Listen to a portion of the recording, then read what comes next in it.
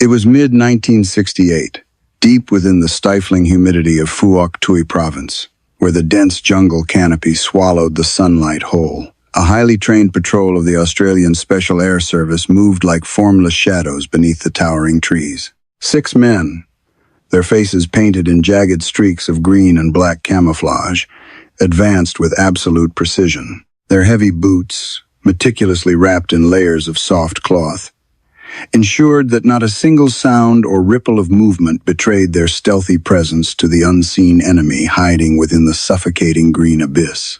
For several grueling days, the silent squad had tracked impossibly faint signs across the unforgiving terrain of the hostile province. They noticed small footprints pressed into the damp earth, undeniably too small to belong to a grown male soldier. They found scattered cigarette ash in desolate locations where no conventional patrol should have reasonably rested. They even caught the faint, lingering scent of cheap lye soap carried on a sudden, humid breeze.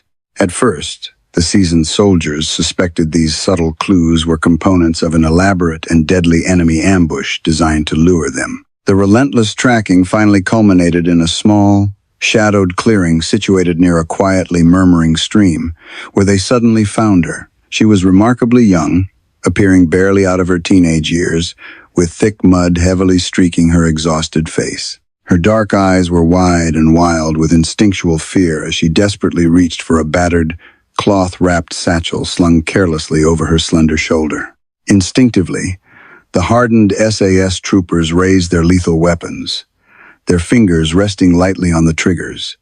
Yet an unspoken command held their fire in the suffocating silence. The tension in the humid air was palpable until one towering trooper stepped forward from the dense undergrowth. Lowering his rifle marginally, he said in a remarkably firm but profoundly quiet voice, "You are safe now, and absolutely no one here will hurt you."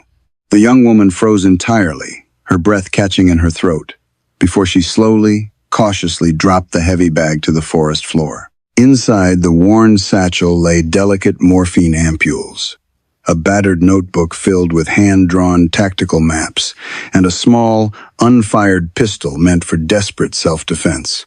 It was immediately evident that she was an active Viet Cong operative, most likely serving as a dedicated courier or perhaps a frontline field medic. However, what profoundly struck the hardened men was not her official enemy rank or the valuable military intelligence they might eventually gather from her capture. It was the undeniable, visceral fear reflecting in her wide eyes and the dark, stubborn dirt packed tightly beneath her broken fingernails. She looked significantly less like a formidable ideological enemy and much more like someone's vulnerable sister or beloved daughter.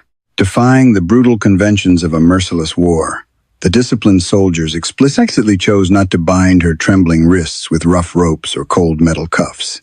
Instead, they offered her a metal canteen filled with clean water, watching closely as she drank with desperate, exhausted gulps.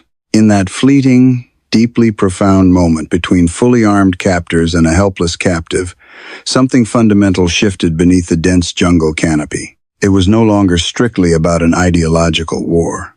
It was simply about two distinct sides, surviving the profound brutality of their shared environment. She hesitantly revealed that she was called Mai, or at the very least, that was the specific name she consciously chose to give her foreign captors. It might have been her genuine birth name, or perhaps it was the cherished name of someone she had once known and desperately missed.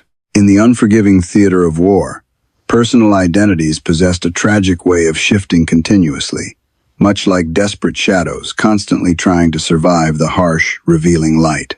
The experienced men of the Australian SAS understood this silent deception and deliberately chose not to aggressively press her for the absolute truth. These elite soldiers had successfully captured numerous enemy combatants before, typically encountering hard, intensely angry men who spat defiantly at the muddy ground. Those bitter prisoners would loudly shout rigid political slogans through tightly clenched teeth, fully expecting torture or immediate execution at the hands of their captors. But the young woman calling herself Mai was noticeably different from those hardened ideological zealots they had previously dragged from the dense, unforgiving brush. She did not fiercely curse the soldiers in her native tongue, nor did she pathetically beg for her fragile life or offer cowardly pleas for unexpected mercy. She simply sat there quietly under the makeshift bamboo lean-to they had efficiently constructed, clutching a terribly threadbare scarf tightly against her chest. Her weary eyes stared blankly into the impenetrable depths of the surrounding jungle, looking as if she were desperately trying to remember exactly where she came from. The official interpreter, a seasoned South Vietnamese ARVN sergeant actively working alongside the Australian SAS, approached her and spoke with a surprisingly gentle, measured cadence. Slowly, hesitatingly, the tragic narrative of her short, war-torn life began to emerge from the heavy silence of the temporary encampment. She was only 19 years old, originally born in a remarkably small, impoverished farming village situated precariously near the sprawling delta of the Mekong River. Her beloved father had been forcefully conscripted by the South Vietnamese army and tragically died shortly after during a chaotic, bloody jungle ambush. Her grieving mother mysteriously disappeared without a single trace one terrifying afternoon during a massive, sweeping military operation conducted by Allied forces.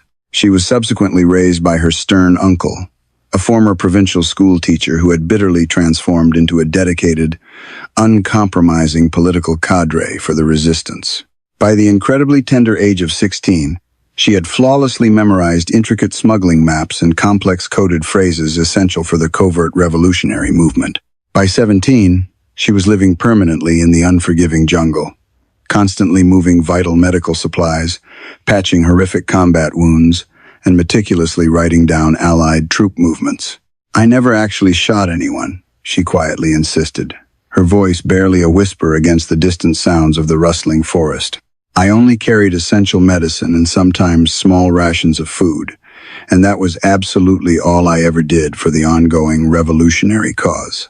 One of the veteran troopers, a quiet and older man who was likely a simple farmer before the war began, listened carefully without passing harsh judgment. He did not speak or understand a single word of her native Vietnamese language, but he empathetically nodded his head whenever she spoke with emotional weight. When her tragic story finally concluded, he wordlessly reached into his heavy pack and gently placed a small tin of sweet condensed milk near her resting spot. She stared intensely at the unexpected offering for a long time before offering a single, subtle nod of acknowledgement. That slight nod was not an expression of profound thanks, nor was it a symbol of absolute submission to her heavily armed foreign captors. It was simply a quiet, mutual recognition of shared humanity existing briefly within the chaotic, terrifying machinery of an endless, brutal conflict.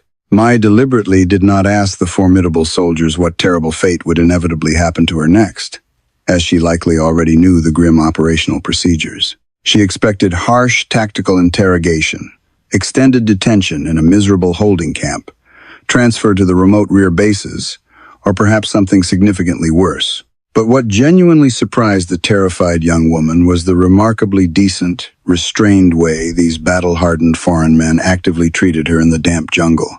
Even now, as a captured prisoner, she was still undeniably the enemy, but not treated as a worthless object or a monstrous creature. They freely gave her untouched food rations, a safe space to sleep, a full canteen of fresh water, and a warm wool blanket when the wind turned bitterly cold. In those quiet hours following her capture, the psychological boundary between opposing forces seemed to momentarily dissolve entirely. As the relentless monsoon rain dripped steadily from the towering, black treetops and the tactical radio whispered faint, rhythmic static in the dim background, Mai sat silently. She found herself completely surrounded by towering, foreign men dressed in dark, heavily soiled camouflage uniforms, their faces obscured by shadows and tactical paint. She continuously wondered in the dark what kind of strange, contradictory war this truly was, because it completely contradicted everything her revolutionary commanders had told her.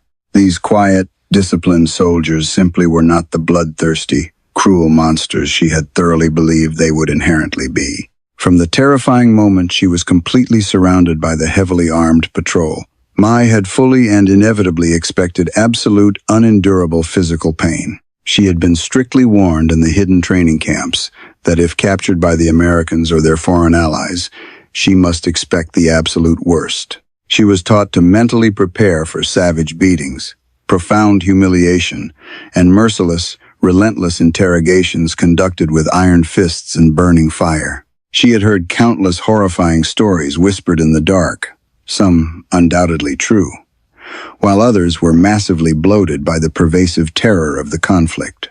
Dedicated women exactly like her were sternly commanded by their political officers to forcefully bite their own tongues until they violently bled rather than speak. They were indoctrinated to resist every single physical torment, to hold their ideological ground firmly, and to bravely die before being taken alive. So, when the impossibly tall men clad in dark green and brown camouflage suddenly stepped from the dense jungle with their lethal weapons drawn, she braced herself. She forcefully closed her dark eyes, gritted her teeth in terror, and silently waited for the devastating, bone-shattering blow to strike her. But that anticipated, horrifying strike of brutal violence incredibly never materialized from the towering figures looming silently over her trembling, mud-stained frame. Instead, one distinct voice, sounding remarkably calm and almost surprisingly weary from the endless war, simply asked for her name in a quiet tone.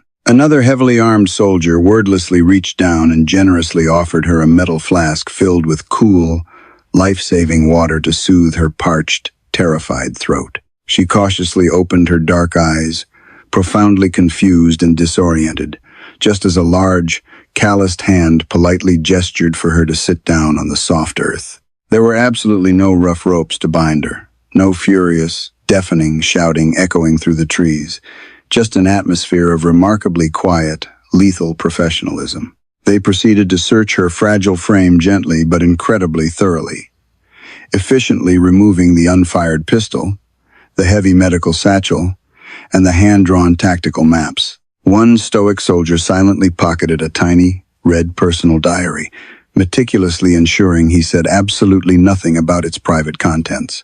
To her utter astonishment, no one among the seasoned patrol aggressively rifled through her meager belongings with cruel mockery, and absolutely no one spat at her feet. As the heavy darkness of the oppressive jungle night finally descended, Mai realized that this terrifying encounter was actively dismantling everything she fiercely believed. The intricate psychological hook of their unexpected, quiet mercy dug deeply into her conflicted mind, leaving her profoundly unsettled as she watched the shadows dance. This deliberate, calculated restraint exhibited by the professional Australian soldiers was undeniably far more psychologically disarming than any physical torture she could have potentially endured. The terrifying reality she faced was no longer just survival, but rather understanding an enemy who stubbornly refused to act like the monsters she was promised. That night, as she sat closely near the small, meticulously concealed campfire the SAS had expertly set up in a discreet, heavily camouflaged site, she watched them intently from behind her drawn-up knees. They barely spoke a single audible word to one another, moving effortlessly through the dense undergrowth like apex hunters completely at home in the wild. Yet, they treated each other with an unspoken, deeply ingrained trust that was immediately obvious to anyone observing their synchronized, fluid movements. It was a profound level of tactical cohesion born from enduring countless, harrowing combat patrols together in the unforgiving jungle. They efficiently took organized turns standing on high alert for the crucial night watch, their silhouetted forms blending perfectly into the surrounding darkness. One particular man, whom she correctly assumed was the dedicated patrol medic, quietly approached her and gently checked her trembling wrist for a steady pulse. He meticulously noted her fluctuating body temperature using the back of his calloused hand, then gave a reassuring, silent nod and promptly walked away into the shadows. In her extensive political training, Australian soldiers were repeatedly described as brutally savage colonials, completely indistinguishable from the allegedly bloodthirsty American imperialists.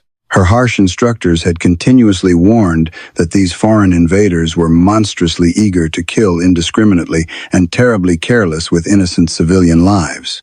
But sitting here among these terrifying, highly lethal ghosts of the deep jungle, she felt absolutely no burning hatred, but rather a cold, confusing distance. She did not experience any comforting warmth from them, but she witnessed something strangely, profoundly human that she never anticipated. Immense, disciplined physical restraint. They never once offered her a comforting smile, but they never struck her bruised face or subjected her to any cruel, degrading physical abuse either. The oldest soldier among the hardened group, whom she later learned through quiet observation was the seasoned patrol leader, looked at her with profound weariness. His steady gaze was exactly like a devastated farmer sorrowfully looking at his completely ruined crops after a merciless, destructive seasonal storm. There was absolutely no burning hate or desperate thirst for violent revenge in his tired eyes, just an overwhelming, deeply seated sorrow for the situation. It was a look that profoundly unsettled her heavily indoctrinated mind, cracking the rigid ideological armor she had worn so proudly for years. The very next morning, as they systematically prepared to move her securely to a designated rear artillery fire base, an unexpected, incredibly quiet gesture occurred. One of the stoic soldiers suddenly handed her back the faded, threadbare scarf she had fearfully dropped during the initial chaos of her capture. It had been meticulously cleaned in the freezing waters of the nearby stream, carefully folded, and was still slightly damp to the hesitant touch. It was a remarkably small, seemingly insignificant act of basic human decency that completely shattered something deeply foundational inside her carefully guarded, militarized heart. She slowly looked up from the damp fabric and directly met the exhausted, bloodshot eyes of the tall man standing quietly before her. For a fleeting, profoundly impactful second, the terrifying reality of the brutal war completely fell away from her overwhelmed, fiercely racing mind. She did not immediately see the intimidating, mud-stained camouflage uniform or the deadly, fully loaded assault rifle slung casually over his broad, muscular shoulder. She just saw a deeply tired, aging man who looked surprisingly not that fundamentally different from her own strict, politically driven uncle back home. In that quiet, transformative moment beneath the towering canopy, absolutely everything she firmly thought she knew about the faceless enemy began to dangerously blur. This was not a cowardly surrender of her deeply held revolutionary ideals, but rather a profound, paralyzing psychological confusion taking root in her soul. For the very first time since she was a terrified child fleeing burning villages, Mai felt something she never expected to feel with captors. She was hopelessly trapped in the firm hands of her ultimate enemy, yet she inexplicably felt an undeniable, overwhelming sense of absolute physical safety. To the young, hardened guerrilla fighter, the dense, sprawling jungle had always been a terrifying place of constant fear and sudden, violent death. It mercilessly swallowed unprepared people whole. It perfectly hid lethal booby traps, and it generously gave vital shelter to those who moved like whispers. The unforgiving environment brutally punished any careless soldier who moved too incredibly fast or spoke too loudly during a tense, dangerous combat patrol. But the heavily armed Australian soldiers who had successfully captured her simply did not move through the dense brush with any recognizable, paralyzing fear. They navigated the treacherous terrain with a deliberate, chilling calm, exactly like seasoned men who intimately knew both the hostile jungle and their own capabilities. They rarely spoke aloud. Complex tactical orders were efficiently given with subtle, practiced hand gestures to maintain total, unbroken silence in the dangerous zone. There was absolutely no wasted physical movement, no loud, clumsy clicks of metal rifles, and definitely no careless, echoing chatter among the disciplined ranks. She had previously seen other foreign allied troops who were consistently loud, recklessly hasty, and blindly angry. But the SAS were completely different. Their remarkable, unbroken silence was not just a clever military strategy. It was a deeply ingrained, highly respected professional culture of survival. One dark, rainy night, she secretly overheard the ARVN interpreter quietly talking to one of the resting SAS troopers while the others maintained guard. "Why didn't you tightly tie her wrists up?" the curious interpreter softly asked, subtly nodding his head toward her small, shivering, unprotected figure. The exhausted soldier simply shrugged his heavy shoulders and casually replied, "If she desperately runs, we will easily track and find her again." He continued speaking in a hushed, steady tone. saying that until she actually tries to escape, they would show her they were not savage animals. That incredibly profound, casually delivered statement permanently stayed with her, echoing relentlessly in her exhausted mind throughout the endless, freezing jungle nights. She had fully and utterly expected brutal physical humiliation and endless psychological torment at the rough hands of these heavily armed foreign invaders. Instead, they surprisingly gave her comfortable physical space, which was not much, but it was certainly enough to maintain her basic human dignity. They did not interrogate her harshly with cruel beatings, and when her delicate hands visibly trembled from cold, they quickly offered clean water, not threats. Later, she clearly heard one of the senior, battle-hardened SAS men say something profoundly chilling that she absolutely never forgot for the rest of her life. He was not directly speaking to her, but his deep voice carried easily. "We do not kill anyone unless we absolutely have to. And when we finally do have to kill," he grimly concluded in the dark, "we make absolutely sure we do it completely clean." That quiet night, Mai lay completely awake under the sturdy waterproof tarp they had efficiently rigged to block the relentless monsoon downpour. The heavy, tropical rain thudded gently and rhythmically on the dark green ponchos securely stretched overhead, creating a surprisingly soothing, natural melody. She thought deeply of the fierce, indoctrinated men she had previously met in the hidden communist training camps hidden deep within the mountains. Those fiery, proudly certain cadres constantly spoke of inevitable national liberation, of waging a perfectly righteous war, and of fighting merciless enemies entirely without souls. But these foreign men, these remarkably quiet and disciplined Australian soldiers, made her fundamentally question absolutely everything she had been rigidly taught. Their heavy military rifles were undeniably real and lethal, and their scanning eyes were constantly alert for any sudden signs of deadly ambush. But their profound, deliberate physical restraint was somehow infinitely more dangerous to her fragile ideology than any loaded weapon ever could be. They clearly were not fighting this bitter, bloody war out of any deep-seated hatred, but were simply doing a terrible, incredibly difficult professional job. Because they operated entirely without blazing malice, it somehow made it incredibly hard for her to instinctively hate them back in return. It was just before the gray, hesitant dawn broke when he finally walked over and spoke directly to her in the gloomy darkness. The dense, sprawling jungle was completely wrapped in thick, ghostly mist, with heavy dew silently forming on damp ponchos and slung rifle straps. Most of the exhausted SAS patrol was either still deeply asleep or silently, methodically prepping their heavy gear for the grueling day's tactical movement. But the seasoned patrol commander, the quietly observant man with noticeable streaks of gray hair at his temples, approached her resting spot. He slowly sat down firmly beside her, crossing his weary legs exactly like he was not her powerful, heavily armed captor at all.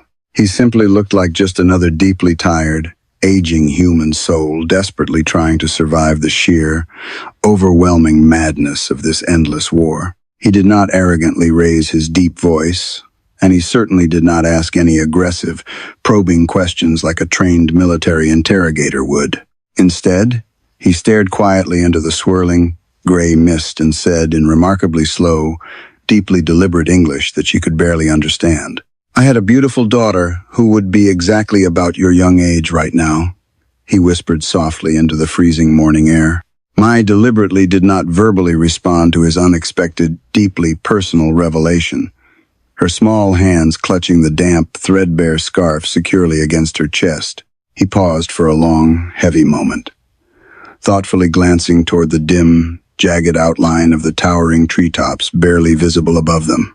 The thick, chilling morning mist drifted silently between their seated figures, acting exactly like a ghostly, protective veil hiding them from the war. She used to proudly braid colorful, fragrant flowers tightly into her long, dark hair.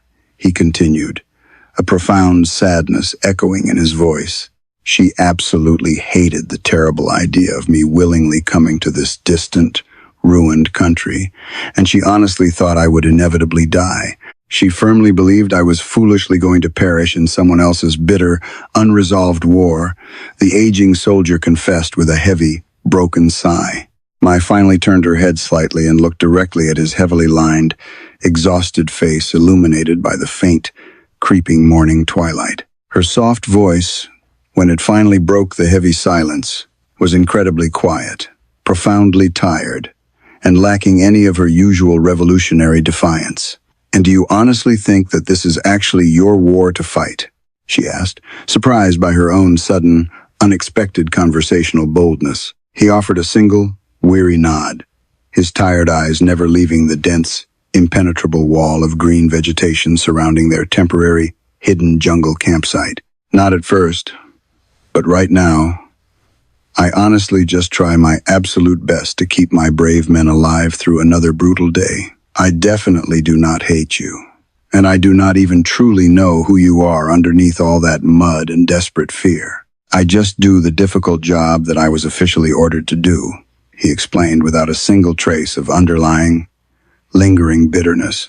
There was absolutely no patriotic propaganda in his exhausted tone, just a remarkably weary, raw honesty that completely shattered her remaining psychological defenses. His profound, unguarded vulnerability actively disarmed her heavily indoctrinated mind significantly more than any violent physical threat or sophisticated torture technique ever could. She thoroughly surprised herself by softly replying, "I honestly never truly wanted to fight in this terrible, destructive jungle war either, you know.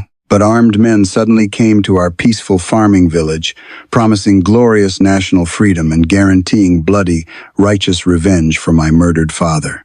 It is incredibly hard to bravely say no when absolutely everyone else around you loudly and passionately says yes to the revolution." He nodded slowly again, looking exactly as if he had already heard that exact same tragic, heartbreaking story countless times before. It was a terribly familiar narrative of loss and manipulation, perfectly echoing from the completely opposite, distant side of the bleeding, divided world. Then came a profound, heavy silence. But it was surprisingly not a tense, uncomfortable quiet born of mutual suspicion or lingering, unspoken hatred. It was simply a quiet moment of deeply shared, overwhelming physical fatigue between two ruined people from completely opposite ends of a brutal battlefield. They were just two exhausted human beings silently staring at the exact same drifting, gray fog, temporarily ignoring the deadly weapons between them. He finally stood up slowly, his aging knee joints popping audibly in the damp air as he adjusted his heavy combat harness. "You will definitely be moved to a secure rear facility very soon," he stated plainly, looking down at her muddy, blistered bare feet. "I absolutely cannot accurately say what will happen to you next, but I will make entirely sure they know you were highly cooperative." She deliberately did not offer him a polite thank you, not with any spoken words, because the terrible war simply did not allow it. But when he finally turned his broad back to walk away into the misty trees, she suddenly spoke up, almost entirely to herself. "My real birth name is absolutely not Mai," she whispered softly, clutching the repaired scarf as hot tears finally pricked her exhausted eyes. "That was my older sister's beautiful name, and she tragically died from artillery fire exactly 2 long, miserable years ago in the Delta." The stoic commander paused his heavy footsteps mid-stride, the damp jungle leaves crunching softly beneath his thick, heavily reinforced combat boots. "Thank you," he said incredibly gently, without turning around to face her, "for bravely trusting me with that deeply private, painful, personal truth." For the entire rest of the tense, humid morning, they deliberately said absolutely nothing more to each other as the patrol packed up. But something fundamental and irreversible had profoundly shifted within the dark, suffocating confines of that hidden, temporary encampment during their brief, quiet exchange. The horrific, endless war certainly did not magically stop, and the terrifying, lethal dangers of the deep jungle definitely did not suddenly change. But in that incredibly brief, completely unguarded, and deeply intimate moment, the rigid, ideological lines between bitter enemy and fellow human completely blurred. It was a fleeting, fragile connection established across an impossibly vast, bloody divide, successfully existing if only for a remarkably short little while. And for the disguised girl calling herself Mai, that single, quiet morning conversation would permanently linger long after the terrifying interrogation rooms. It would stubbornly survive the cold iron chains, the bumpy, terrifying transport trucks, and the endless, blindingly bright lights of the rear compounds. This enduring memory would fiercely persist not because of the specific, simple English words that were quietly spoken between them in the mist. It would survive simply because a heavily armed, terrifying foreign enemy had actually sat down in the mud and finally, genuinely listened to her. She now faced the terrifying unknown of the approaching extraction helicopter, completely unsure if this brief humanity would actually keep her alive. The brutal, unforgiving war realistically had absolutely no dedicated space for basic human tenderness, or at least that was what Mai had always firmly believed. In her rigid indoctrination, profound compassion was considered a dangerous luxury strictly reserved for ignorant civilians completely insulated from the conflict. It belonged exclusively to those living far away from the nauseating smell of stale sweat, damp earth, and dried blood in the deep jungle. For a dedicated guerrilla fighter, daily physical survival rightfully came first.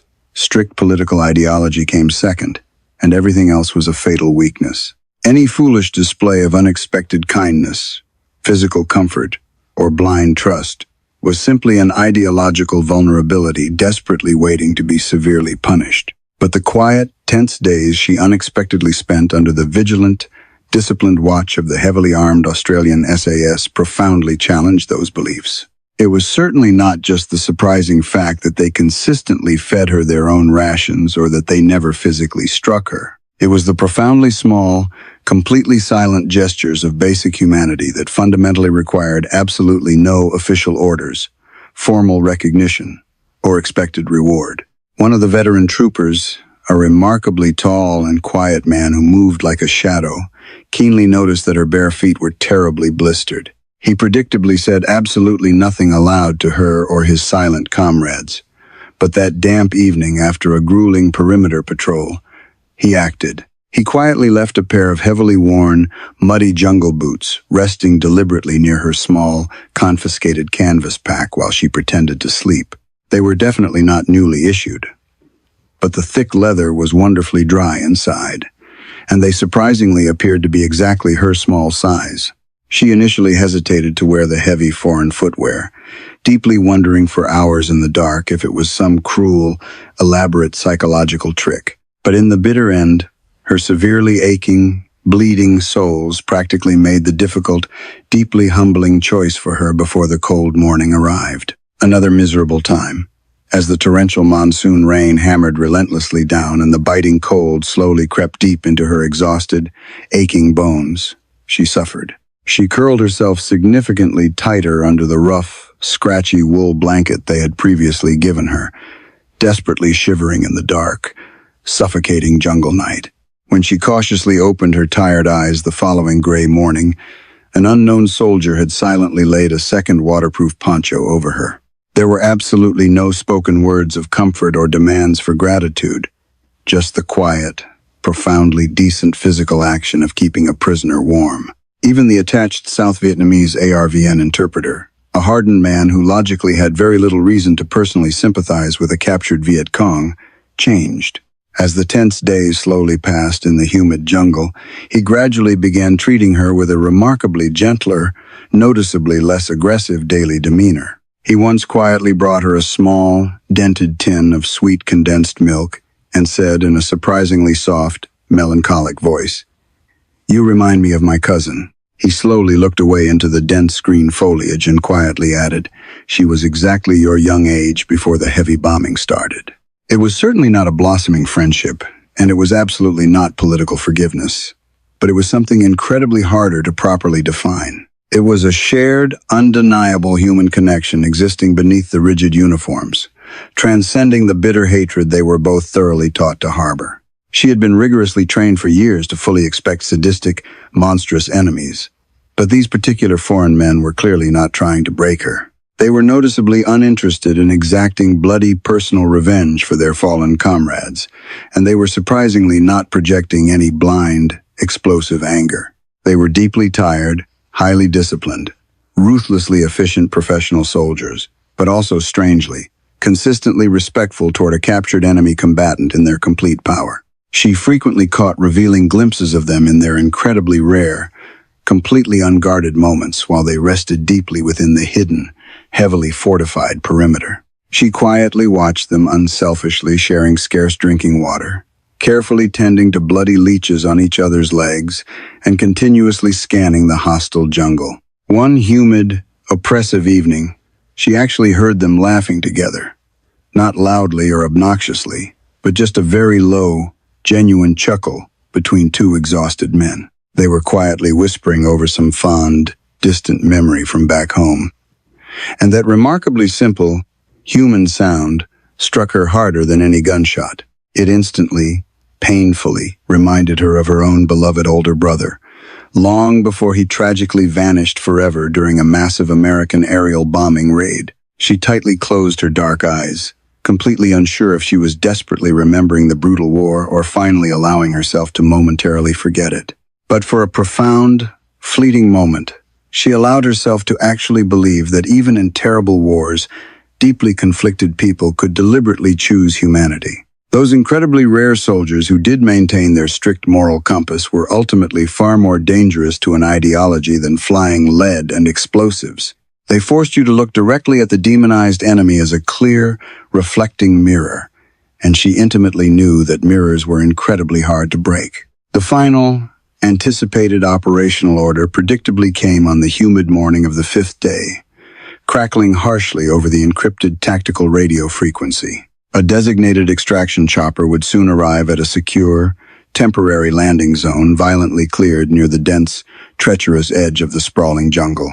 Mai was definitively scheduled to be formally transferred to a heavily fortified rear military compound under direct South Vietnamese ARVN and Allied intelligence control. From that secure location, she would undoubtedly be questioned much more formally, forcefully, and likely far less gently than she had been thus far. The relentless, grinding machinery of the brutal war would immediately continue its usual, highly bureaucratic course of documented names, stark interrogation forms, and intelligence briefings. But the silent, heavily camouflaged men who had expertly tracked and captured her in the deep jungle predictably said absolutely nothing about her imminent departure. There was absolutely no emotional ceremony, no grand, sweeping philosophical goodbyes, and certainly no lingering, pathetic apologies offered for the harsh realities of their conflict. There were only the quiet, incredibly methodical movements of disciplined men efficiently packing up their heavy combat gear for the next dangerous patrol leg. Rifles were meticulously checked and reloaded, heavy canvas packs were smoothly hoisted onto broad shoulders, and tactical radios were quickly tested for clear transmission. For these battle-hardened, utterly exhausted foreign soldiers, handing her over was simply just another completed operation, just another grueling day in the long, invisible war. But for the young prisoner quietly sitting nearby, something in the humid jungle air felt significantly heavier and far more profound than simple tactical logistics. She sat patiently on a damp tree stump located dangerously near the exposed edge of the designated landing clearing, waiting for the loud chopper. The worn leather boots were securely laced around her previously blistered, bleeding feet, and the thoroughly cleaned, dry scarf rested neatly in her lap. She honestly did not know exactly what she was desperately waiting for, as expressing genuine gratitude simply was not tactically appropriate or politically acceptable. An emotional apology definitely did not fit the grim circumstances either, as these lethal men had neither warmly embraced her nor cruelly condemned her existence. The graying patrol commander finally approached her isolated stump, deliberately choosing not to offer a friendly handshake, but merely providing a single, respectful nod. "You will be relatively safe where you are going today," the tired commander stated softly, noting that the rear base intelligence officers had been thoroughly briefed. Mai slowly looked up into his weathered face, and for the very first time, she directly met his exhausted eyes without any paralyzing, instinctual fear. She did not look at him as a helpless prisoner staring at a powerful captor, nor even as a dedicated communist enemy glaring at a foreign invader. She looked at him purely as two broken, deeply traumatized people who had unfortunately seen exactly what terrible wars do to bright, young faces. She hesitated briefly as the distant, rhythmic thumping of the approaching helicopter blades began to visibly shake the surrounding canopy, then spoke very quietly. "I honestly do not know your real name," she said clearly over the rising noise. "But I promise I will absolutely never forget you." He simply nodded his head again, silently acknowledging that her brief, honest statement was more than enough closure for their deeply profound, unexpected battlefield encounter. As she forcefully stepped aboard the deafening, wind-swept extraction chopper, she looked back down at the dense, green jungle one final, lingering time. The 6 heavily camouflaged men had already turned their broad backs, seamlessly melting back into the dark, impenetrable shadows of the suffocating, ancient forest. Their lethal weapons were firmly in hand, their painted faces strictly forward, never once stopping to wave goodbye or foolishly linger in the dangerous clearing. Professional ghosts absolutely never lingered, but the profound, lingering silence they deliberately left behind in her mind spoke louder than any deafening artillery barrage. The terrifying war would relentlessly continue to claim countless lives, but this incredible act of human restraint had fundamentally changed her entire, tragic world. The helicopter lifted into the thick, swirling mist, carrying her far away from the stifling, silent jungle that had briefly been her sanctuary. Somewhere far below, the impenetrable green canopy completely closed behind the 6 heavily camouflaged men, who definitively did not need shiny medals to remember. They were simply seasoned soldiers who had deliberately chosen restraint, leaving behind one profoundly changed woman who would absolutely never forget their unexpected mercy. She tightly clutched the thoroughly cleaned, threadbare scarf in her trembling hands as the deafening roar of the massive engine drowned out her thoughts. Decades systematically passed, and the horrific, seemingly endless war finally concluded as all terribly destructive human conflicts inevitably and exhaustingly always do.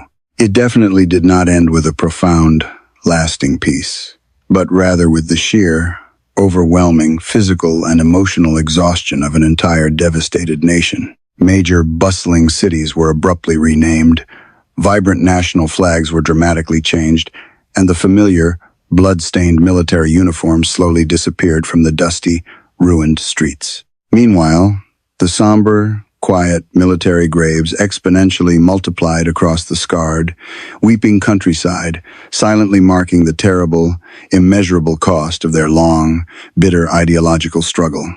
Against countless, seemingly insurmountable odds, the resilient young woman once known merely as Mai miraculously survived the devastating, sweeping aftermath of the bloody conflict. She deliberately never told absolutely anyone the complete, honest details regarding exactly how her official military records mysteriously listed her as missing in action. For a terrifyingly short time, she was harshly detained in a chaotic Allied transfer camp, heavily interrogated, and then quietly returned to her struggling family. Absolutely no one actively asked for specific, painful details, and truly no one wanted to uncover exactly what happened during that brief, terrifying window. She simply vanished entirely from her dedicated communist guerrilla unit and inexplicably reappeared completely unharmed in a massive, chaotic prisoner exchange near the troubled border. Eventually, she quietly married a gentle, hard-working local man, lovingly raised 2 beautiful children, and faithfully worked as a dedicated nurse in a district hospital. Her demanding civilian life steadily moved forward, exactly like the mighty Mekong Rivulet, surging after the heavy, destructive annual flood season finally passes. It was incredibly muddy, profoundly heavy with lingering, unspoken sorrow, yet ultimately an unstoppable, driving force of continuous, daily survival in a fractured nation. But every single year, without fail, whenever the dark, heavy monsoon rains predictably returned and the humid air suddenly turned suffocatingly thick with memory, she paused. She would silently stop whatever mundane, peaceful task she was currently doing and vividly remember the distant, terrifying shadows of her traumatic, war-torn youth. She deliberately did not remember the chaotic, deafening battles, the rigid, empty political slogans, or the paralyzing, absolute terror of the blinding American bombing raids.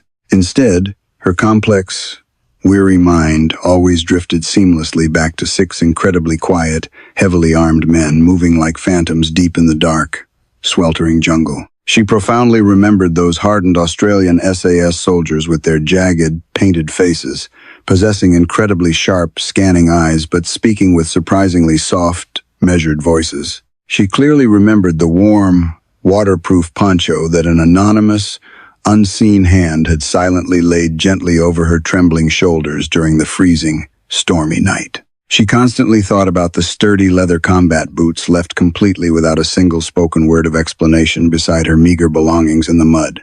Most significantly, she vividly recalled the weary, graying commander who honestly spoke of his distant daughter and never demanded a forced, bloody political confession. Those deeply professional men had never once arrogantly tried to win her over to their foreign, imperialist cause with cheap, transparent psychological tricks.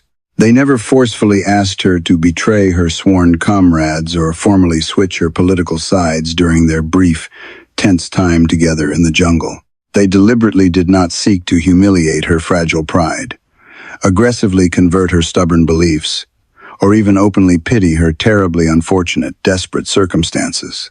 They simply, consciously, chose to act in the absolute, chaotic middle of a brutal, unforgiving war, with profound, unwavering physical and emotional restraint. She eventually realized, with the profound, clear clarity of advancing age, that their incredible, quiet actions were absolutely not born from simple, fleeting mercy. It was an incredibly strict, deeply ingrained professional discipline, a powerful moral compass actively guiding them through the terrifying darkness of the hostile jungle.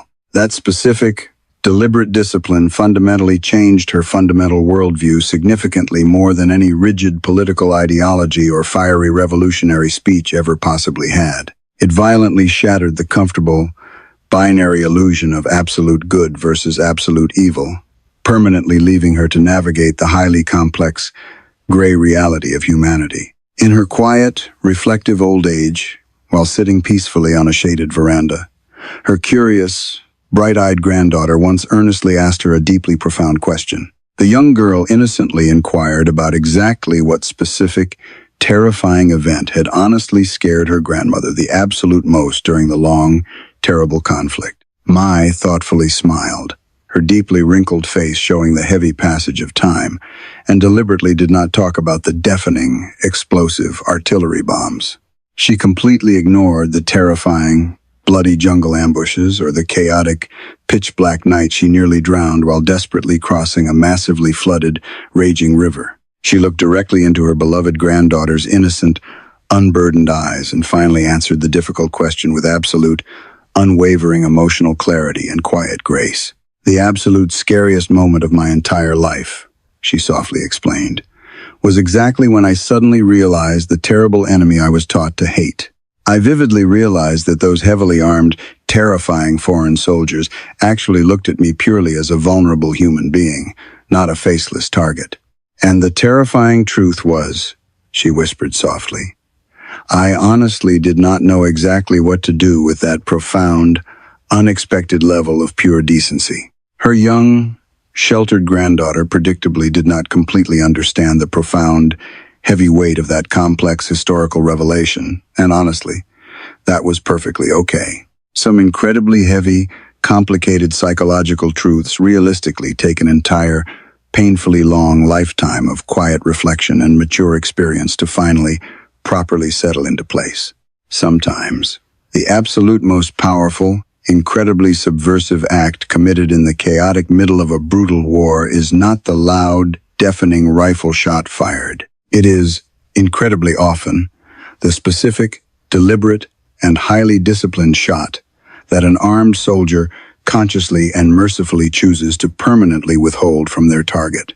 Ultimately, long after all the vibrant national flags inevitably fall into tatters and the inscribed names slowly fade from the cold, stone military memorials everywhere, what truly survives the terrible, senseless destruction is absolutely not a sterile, historical record documenting exactly which political side militarily won or tragically lost. It is the enduring, beautiful legacy of those incredibly rare individuals who courageously looked past the mud, the blinding fear, and the deeply ingrained hatred. It is the profound, unbreakable spirit of those few people who boldly chose, despite everything, to simply remain human in the darkest, most unforgiving places.